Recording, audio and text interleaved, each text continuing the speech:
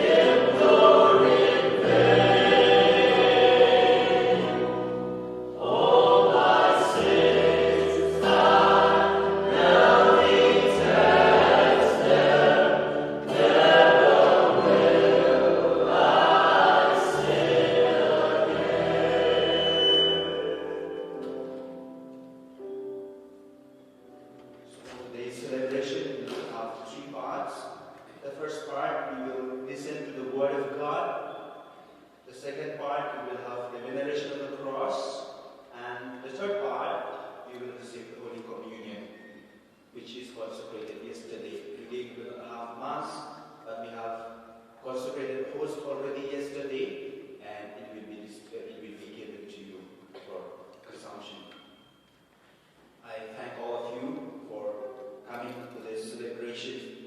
I thank in a very special way our very talented young people, the Youth for Christ, who have been here since morning, and they will help us till Sunday for the celebration. We thank them. They are really doing so well, proclaiming the gospel of God through their singing to the gifts of God have given them. We thank also thousands of people who are watching us live since morning. I just looked at the YouTube channel in the morning for almost 2,000 people who are watching us live, and I guess now they are watching us live. So we thank you, and we pray for all of you. Pray for us, and we shall pray for each other. We remember the sacrifice of Jesus on the cross for our salvation. So now let us say the opening prayer. Please use the Holy Week book on page number 67. Page number 67. We should have the opening prayer. Let us pray. Father in heaven, by the suffering of Christ your Son, you have saved us from eternal death. He became one of us according to our human nature. Help us with your grace to share this divine life on earth and in heaven. There he lives forever and ever. Amen. Please be seated for the first reading.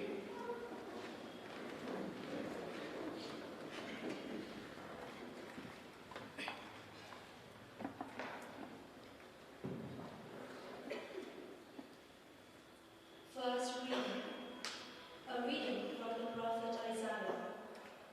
See, my servant will prosper. He shall be lifted up, exalted, rise to great heights. As the crowds were appalled on seeing him, so disfigured did he look, that he seemed no longer human. So will the crowds be astonished at him, and kings stand speechless before him. For they shall see something never told, and witness something never heard before. Who could believe what we have heard, and to whom has the power of the Lord been revealed? Like a sapling he grew up in front of us, like a root in arid ground.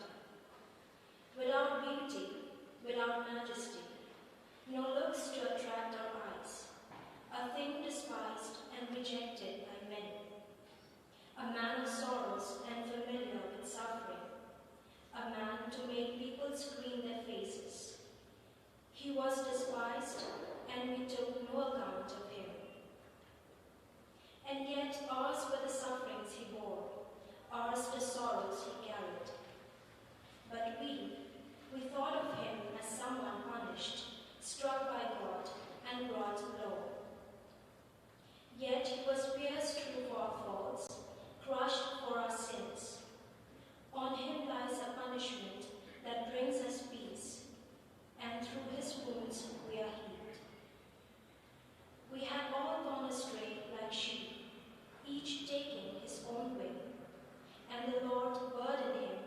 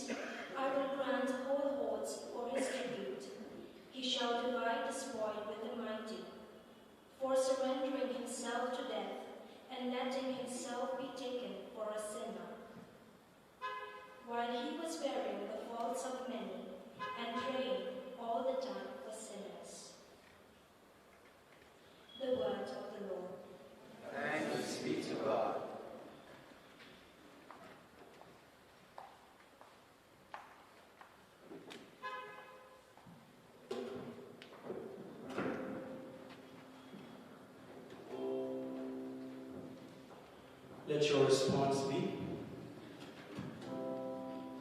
Father, into your hands I commend my spirit. Father, into your hands I commend my spirit. In you, O Lord, I take refuge. Let me never be put to shame. In your justice, set me free. Into your hands I commend my spirit. It is you who will redeem me, Lord. Father, into your hands I commend my spirit. In the face of all my foes, I am a reproach, an object of scorn to my neighbors, and of fear to my friends. Father, into your hands I commend my spirit. Those who see me in the street run far away from me. I'm like a dead man, forgotten in men's hearts, like a thing thrown away. Father, into your hands I commend my spirit. But as for me, I trust in you. Lord, I say, you are my God. My life is in your hands. Deliver me from the hands of those who hate me. Father, into your hands I commend my spirit. Let your face shine on your servant. Save me in your love. Be strong, let your heart take courage. All who hope in the Lord. Father, into your hands I commend my spirit.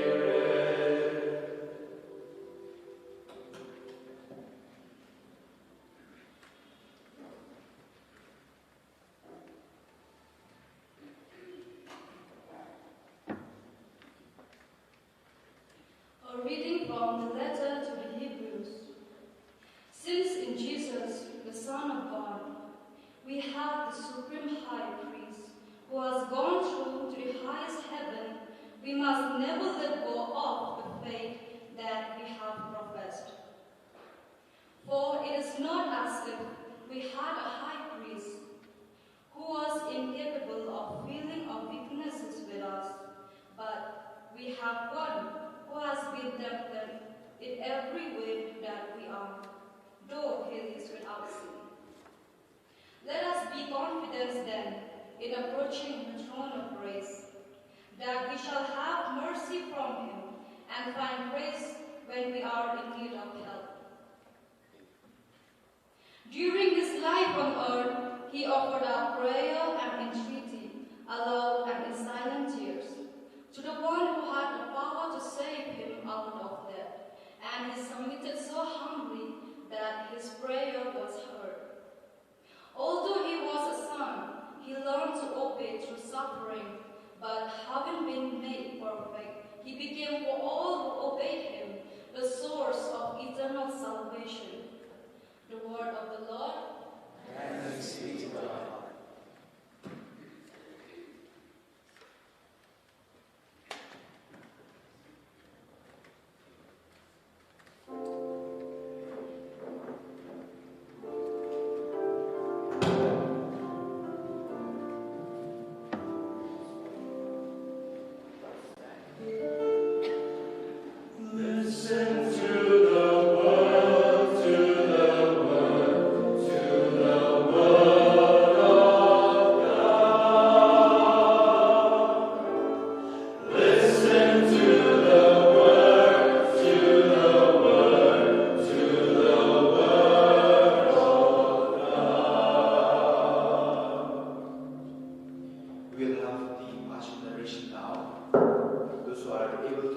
stand may keep on standing, but those for health reason who will not be able to stand, you are permitted to see.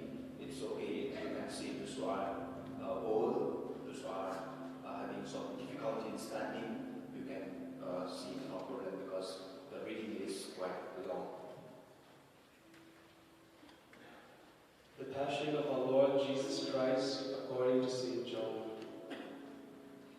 At Gethsemane, Jesus left with his disciples and crossed the Kedron Valley.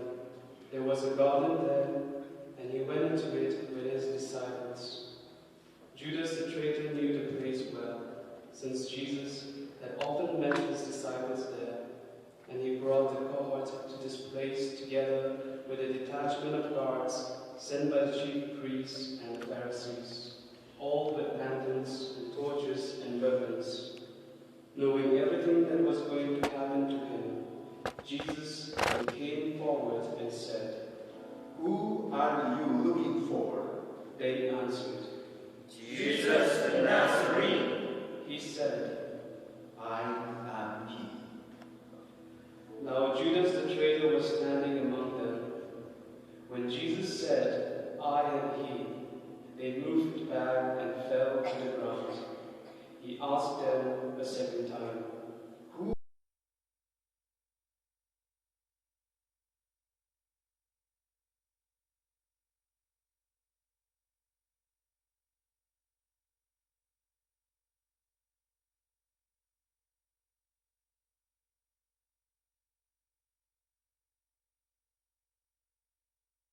You gave me have I lost. Simon Peter, who carried a sword, drew it and wounded the high priest's servant, cutting off his right ear. The servant's name was Malchus. Jesus said to Peter, Put your sword back in its cover. Am I not to drink the cup that my Father has given me? The cohort and its captain and the Jewish guards seized Jesus and bound him. They took him first to Annas, because Annas was the father-in-law of Caiaphas, who was high priest that year. It was Caiaphas who had suggested to the Jews, "It is better for one man to die for the people." Simon Peter with another disciple followed Jesus.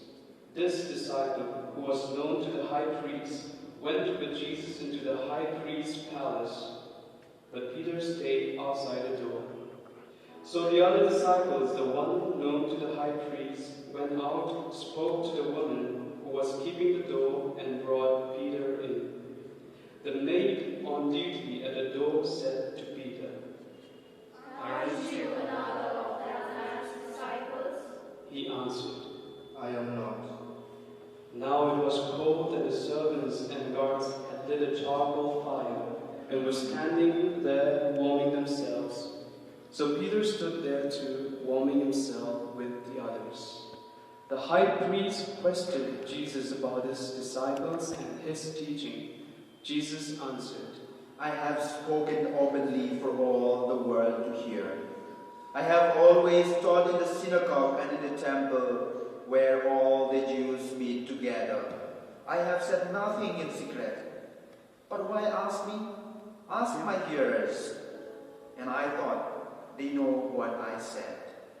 At these words, one of the guards standing by gave Jesus a slap in the face, saying, Is that the way to answer the high priest?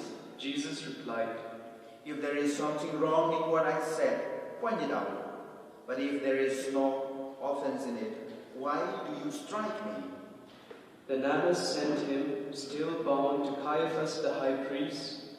As Simon Peter stood there, warming himself, someone said to him, Aren't you another of his disciples? He denied it, saying, I am not. One of the high priest's servants, a relation of the man whose ear Peter had cut off, said, Didn't I see you in the garden with him? Again Peter denied it, and at once a cock crew.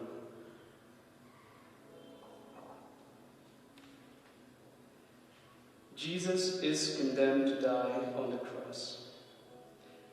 They then led Jesus from the house of Caiaphas to the praetorium. It was now morning. They did not go into the praetorium themselves, or they would be defiled and unable to eat the Passover.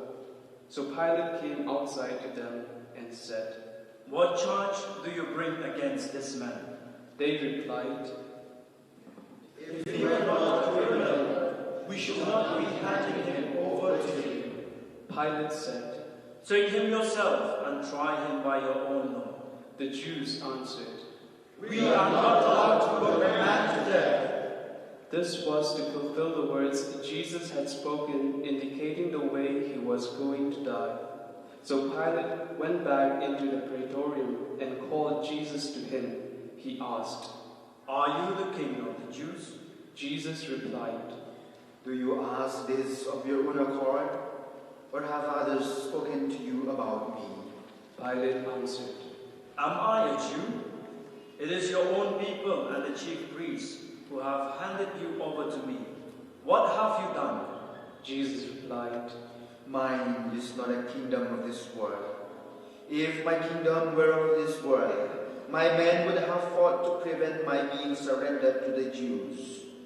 But my kingdom is not of this kind. Pilate said, So you are a king then? Jesus answered, It is you who say, Yes, I am a king. I was born for this. I came into the world for this, to bear witness to the truth. And all who are in the sight of truth, listen to my voice. Pilate said, True? What is that?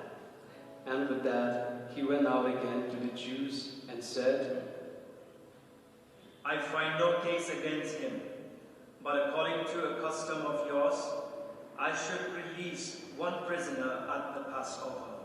Would you like me, then, to release the king of the Jews?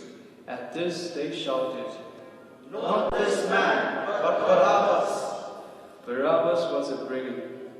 Pilate then had Jesus taken away and scourged, and after this the soldiers twisted some thorns into a crown and put it on his head and dressed him in a purple robe. They kept coming up to him, saying, Hail, King of the Jews! And they slapped him in the face. Pilate came outside again and said to them, Look, I am going to bring him out to you to let you see that I find no case. Jesus then came out wearing a crown of thorns and a purple robe. Pilate said, Here is the man. When they saw him, the chief priests and the guards shouted. Crucify him! Crucify him! Pilate said, Take him yourself and crucify him. I can find no case against him. The Jews replied, We have a law, and according to that law, he ought to die, because he has claimed to be the Son of God. When Pilate heard them say this, his fears increased. Re-entering the praetorium, he said to Jesus, Where do you come from? But Jesus made no answer. Pilate then said to him, Are you refusing to speak to me? Surely you know I have the power to release you, and I have the power to crucify you. Jesus replied, You would have no power over me, if it had not been given to you from above. That is why the one who handed me over to you has the greater guilt. From that moment, Pilate was anxious to set him free. But the Jews shouted, If you set him free, you are no friend of Caesar's. Anyone who makes himself king is defying Caesar. Hearing these words, Pilate had Jesus brought out and seated himself on the chair of judgment at a place called the Pavement, in Hebrew, Gabbatha. It was Passover preparation day, about the 6th hour. Pilate said to the Jews, Here is your king. The Jews said, Take him away! Take him away! Crucify him! Pilate said, Do you want me to crucify your king?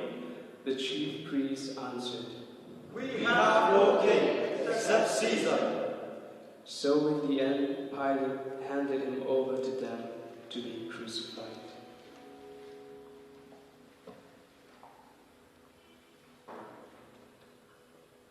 Crucifixion and death of Jesus.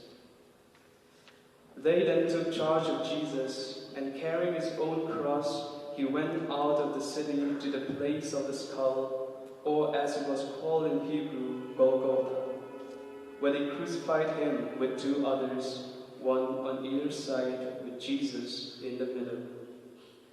Pilate wrote out a notice and had it fixed to the cross. It ran, "Jesus the Nazarene, King of the Jews." This notice was read by many of the Jews because the place where Jesus was buried was not far from the city, and the writing was in Hebrew, Latin, and Greek. So the Jewish chief priests said to Pilate, You should not write King of the Jews, but this man said, I am the King of the Jews. Pilate answered, What I have written, I have written. When the soldiers had finished crucifying Jesus, they took his clothing and divided into 4 shares, one for each soldier. His undergarment was seamless, woven in one piece from neck to hem. So they said to one another, Instead of tarrying, let us go dice to decide who is to have it. In this way the words of Scriptures was fulfilled. They shared out my clothing among them. They cast lots for my clothes. This is exactly what the soldiers did.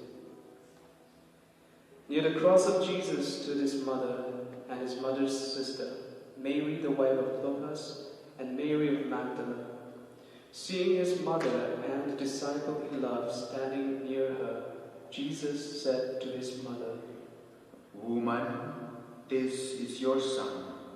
Then to the disciple he said, This is your mother. and from that moment the disciple made a place for her in his home. After this, Jesus knew that everything had now been completed, and to fulfill the Scripture perfectly, he said, I am thirsty. A jar full of vinegar stood there, so putting a sponge soaked in the vinegar on a hyssop stick, they held it up to his mouth. After Jesus had taken the vinegar, he said, It is accomplished. And bowing his head, he gave up his spirit.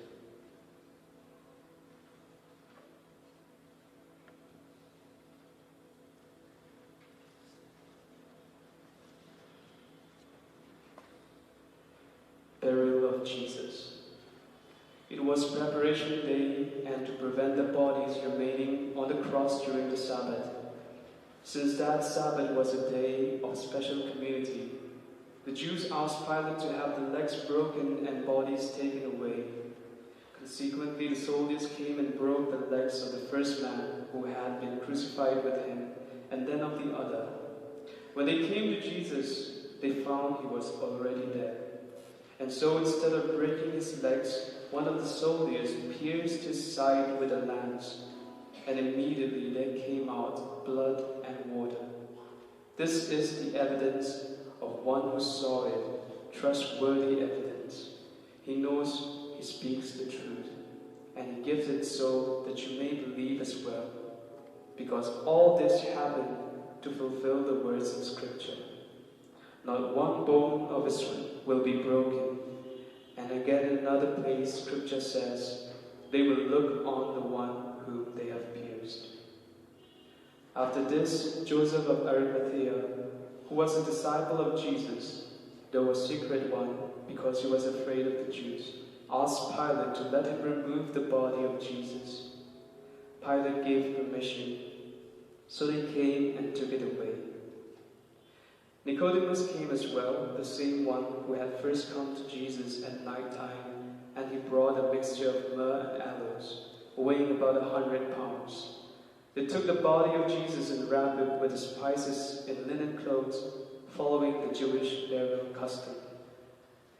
At the place where he had been crucified there was a garden, and in this garden a new tomb in which no one had yet been buried. Since it was the Jewish day of preparation and the tomb was near at hand, they laid Jesus there. This is the gospel of the Lord. Praise to you, Lord Jesus Christ. Please be seated.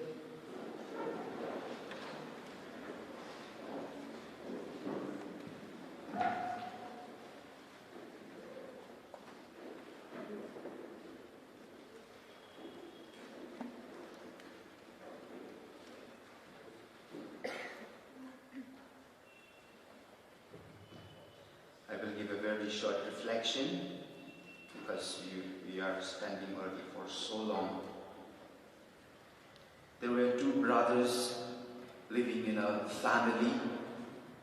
The elder brother was such a fine gentleman. He was such a good human being, a very, very good soul. On the other hand, his younger brother is such a notorious one. He would always do mischief and he would always be caught. One day, as he was doing all this mischief, he happened to kill someone on the road. And many of them saw that act of killing. And so they informed the police, and the police were chasing him. The elder brother came back home. The younger brother came back home, and he told his elder brother, he said, "Brother, I have killed somebody on the road, and the police are chasing me. What do I do now?" The elder brother said, "It's okay, don't worry, you give me your clothing." And the clothing of the younger brother, full with blood because he has killed someone on the road, as I said, put on the clothing. And at that moment, the police arrived and they took the elder brother, sparing the younger brother. The younger brother was saved, the elder brother was put in prison.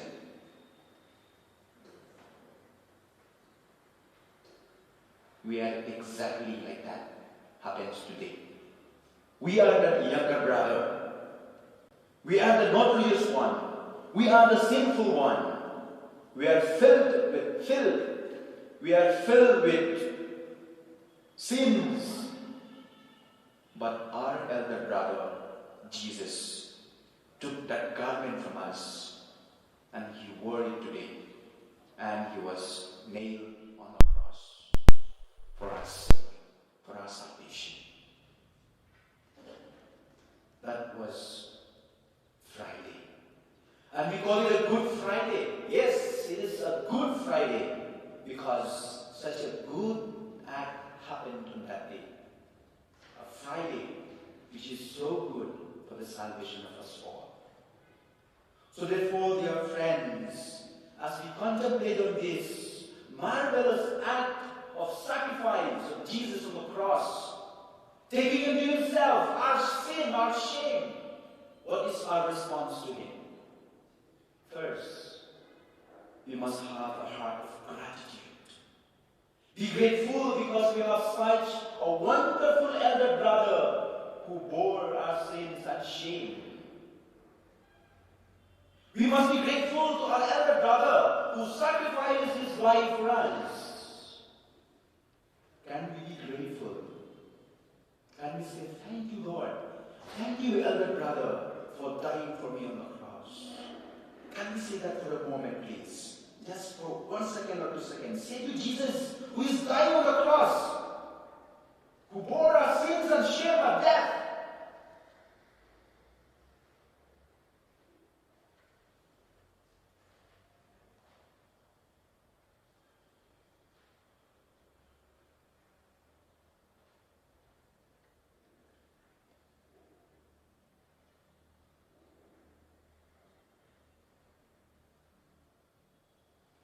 Secondly, what we can learn from today's event, which happened 2000 years ago.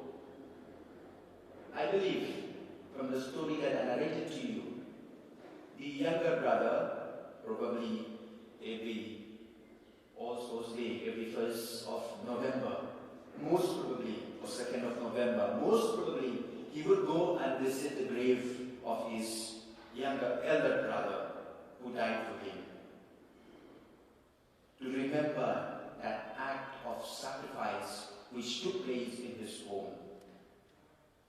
I definitely believe the younger brother will go and visit that graveyard or that tomb of his elder brother who died for him.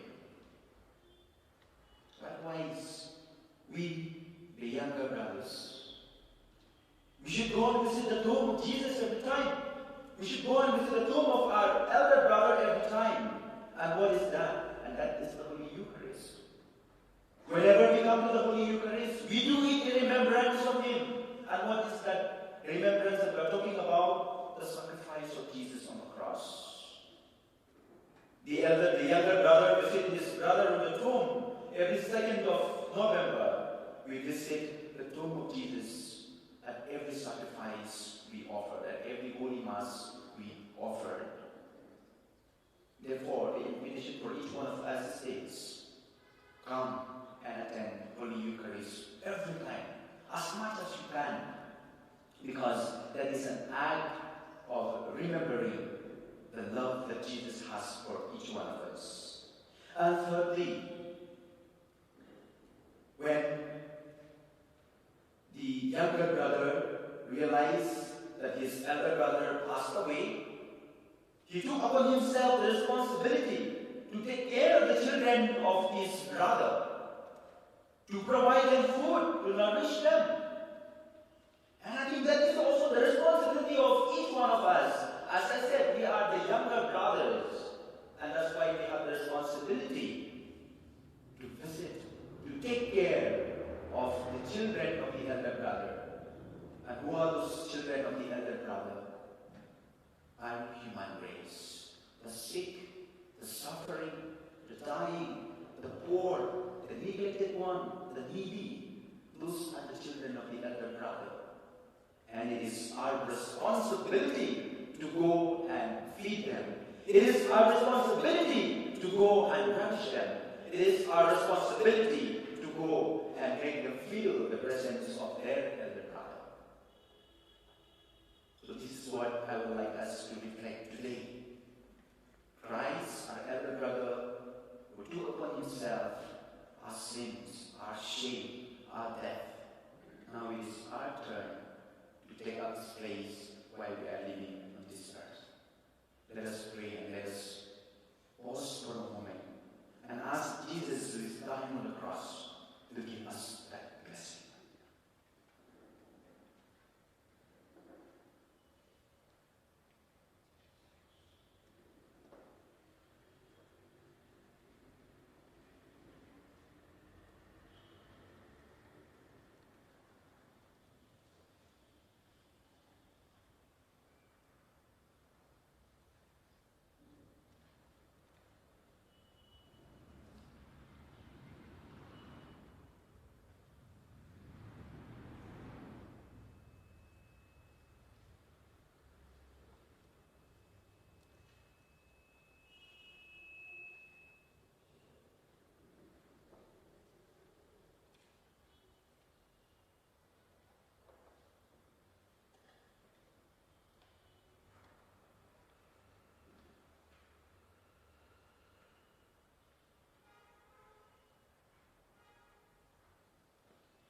We shall now stand and we will say the prayer of faithful. Let's take the Holy Week book.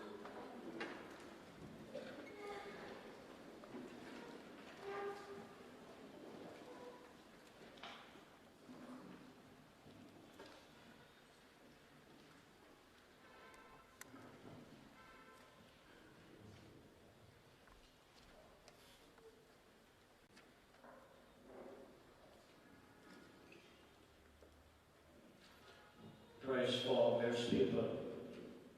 God has made known His love for us through the Word of God. We have been listening to all that Jesus had to undergo to save us. We realize our sinfulness, our powerlessness, the absolute need we have of God and of His mercy Our prayer is the answer to the message contained in the Word of God. We ask for help and for mercy, trusting in God's love, which has been made clear to us. And we pray for all men, even for those who seem to be farthest away from God. The mercy of God is so abundant as to reach them all. All that man has to do is not to refuse it. For the church. Brethren, let's pray for the church of God throughout the world, that God our Father may guide it and gather it together, so that we may worship in peace.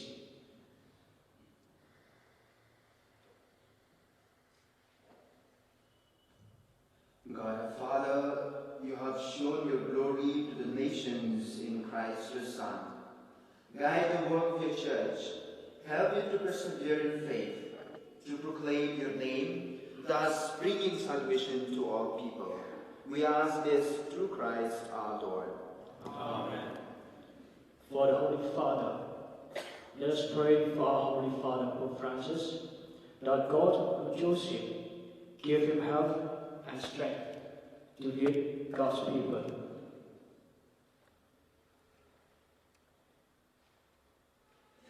Father in heaven, you guide all things by your word and govern the Christian people. In your love, protect the Pope you have chosen for us. Deepen our faith and make us better Christians under his leadership. We ask this through Christ our Lord. Amen. For the clergy and laity in the church, let us pray for Victor Legno, our bishop, for all bishops, priests, and deacons, for all who have special ministry in the church, and for all the people of God. Father in heaven, your Spirit guides the church and makes it holy. Listen to our prayers and help each one of us in his own vocation in the church, that we may work always more faithfully. We ask this through Christ our Lord. Amen. For those preparing for baptism, let us pray for those getting ready for baptism, that God, in his mercy, may help them to accept his love, forgive their sins, and give them the new life in Jesus Christ.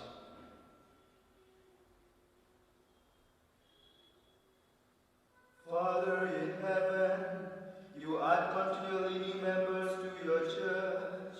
Increase the faith of those preparing for baptism. Let them be born again in the waters that give life, thus becoming members of your chosen family. We ask this through Christ our Lord. Amen. For unity among Christians, let us pray for our brothers and sisters who share with us faith in Jesus Christ, that God may gather and keep together in one church all those who seek truth with sincerity. Father in heaven, if together those who follow Jesus your Son, we have been made holy by a common baptism, make us one in the fullness of faith, and give us one in love. We ask this through Christ our Lord. Amen. For the Jewish people, let us pray for the Jewish people, the first ones to hear the word of God, that they may continue to grow in love for his name and in faithfulness to his covenant. Father in heaven, you made a promise to Abraham and his descendants. Listen to us as we pray for the people you first called to be your own. May they arrive at the fullness of redemption. We ask this through Christ our Lord. Amen. For those who still do not believe in Christ, let us pray for those who do not believe in Christ, that the Spirit may show to them the way to salvation.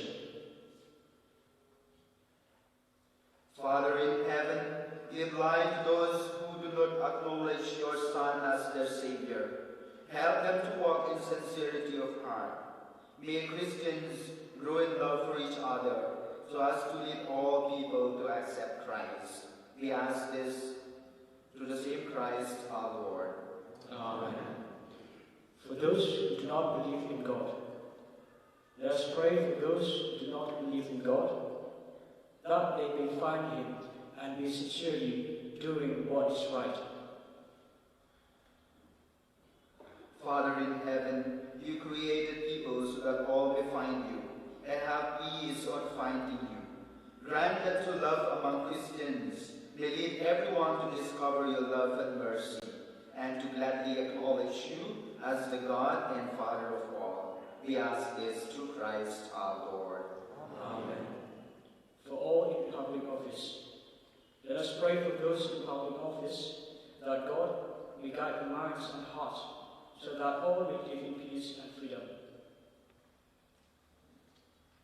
Father in heaven, you know how all people long for peace. Protect their rights. In your goodness, watch over those in authority, that people everywhere may enjoy religious freedom, feel secure and have peace. We ask this through Christ our Lord. Amen. For those especially need, let us pray, dear friends, that God our Father may heal the sick, comfort those who are dying, give safety to travelers, free those unjustly deprived from freedom, and rid the world of falsehood, hunger, and disease.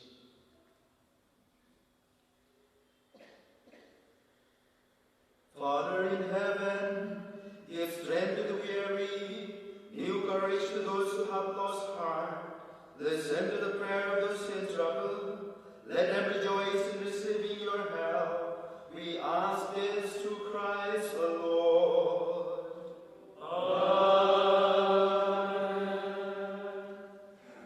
Now we have come to the second part of our celebration today, the veneration of the cross. We will again come in procession, the elder servers and the priests, and we will sing 3 times. This is the word of the cross on which hung the Savior of the world. Your response be, come, let us worship Him.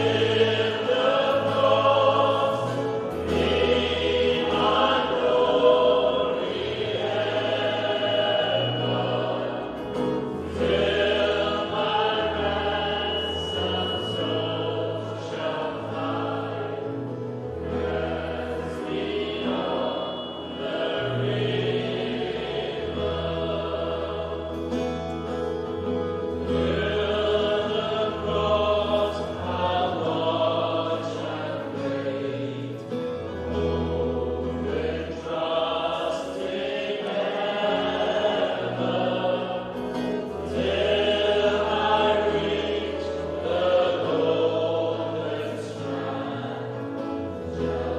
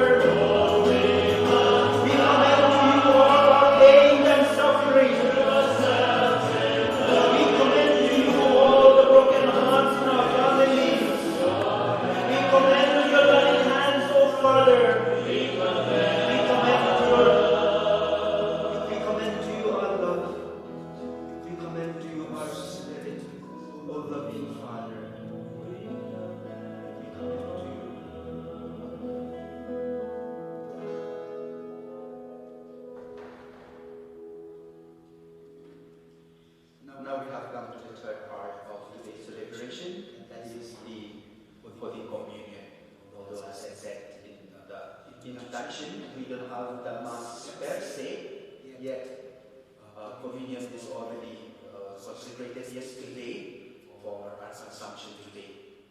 So we'll all stand up as we have prayed for our various intentions. We will once again pause for a moment, pray for our personal intentions, the intentions of those people who have asked our prayers, and we'll bring them to the feet of the Lord by reciting the prayer that He Himself has taught us.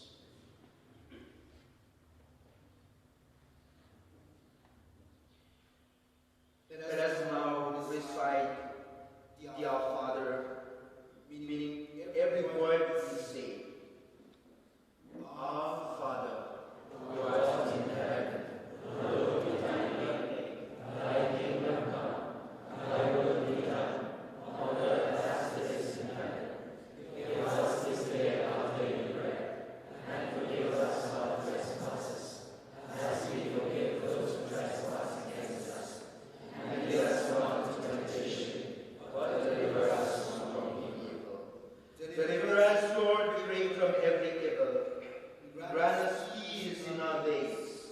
In your mercy, give us free from sin and protect us from all anxiety, as we wait in joyful hope for the coming of our Savior, Jesus Christ. For the kingdom, the power, and the glory are yours, now and forever. We shall pray the prayer together before Holy Communion. Lord Jesus Christ, Son of the living God, together, by the will of the Father. Page 86 from the Holy Week Book. Page 86.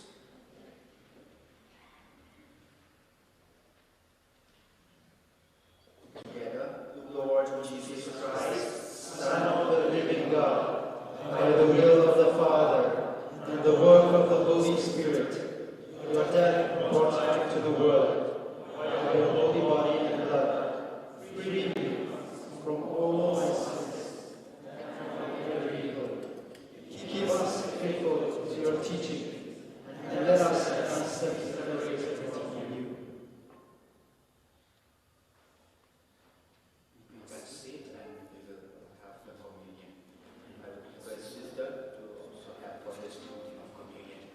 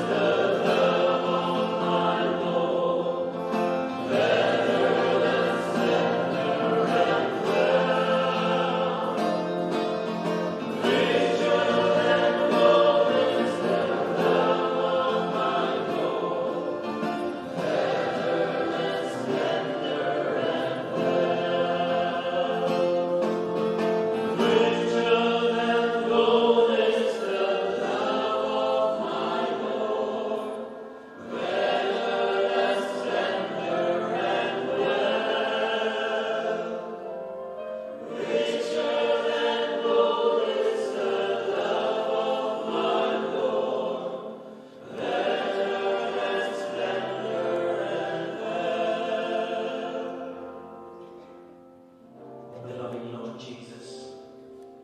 We thank you, Lord, even on this day, when we ponder on the Passion, you are still alive in us, coming in the form of the bread and wine, your own body and blood into our hearts.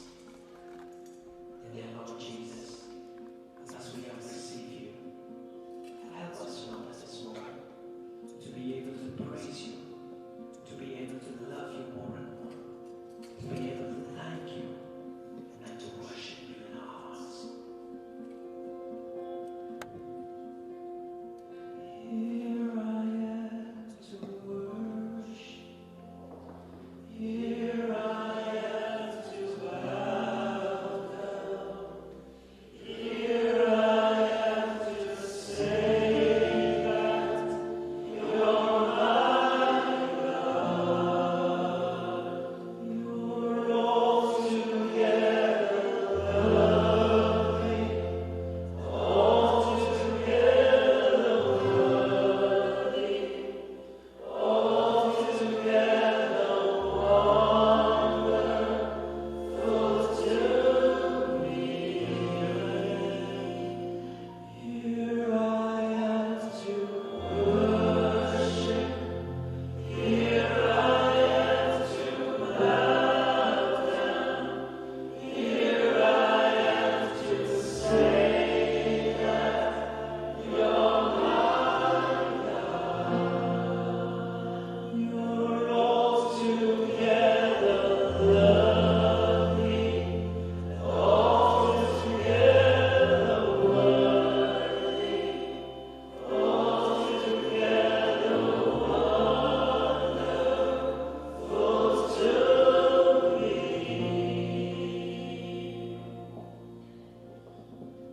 We all say we praise and we worship you, Lord Jesus. Praise and worship you, Lord Jesus. We praise and we adore you, Lord Jesus. Praise and we adore you, Lord Jesus. We praise and we thank you, Lord Jesus. Praise and we thank you, Lord Jesus.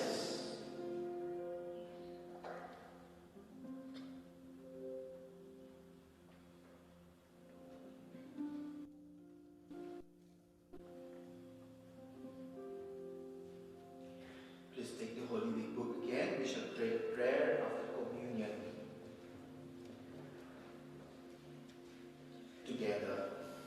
Father in heaven, You have brought us back to life through the death and resurrection of Christ. Continue this healing work within us. We have shared in his body and blood. May we never cease to serve you. We ask this through the same Christ our Lord. Amen. Let us pray. Please rise.